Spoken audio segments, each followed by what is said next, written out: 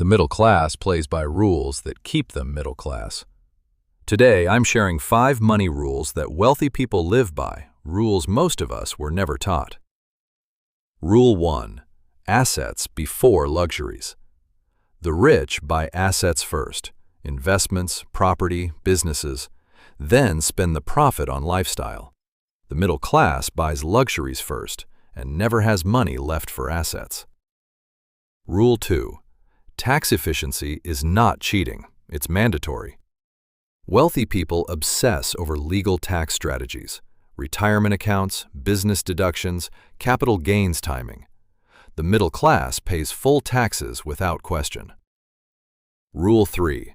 Your network is your net worth. Wealthy people invest in relationships with other successful people.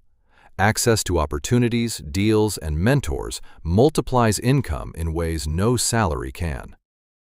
Rule 4. Multiple income streams or nothing. Most middle-class families rely on one paycheck. One layoff and it all collapses. Wealthy people have 3 to 5 income sources running simultaneously. Rule 5.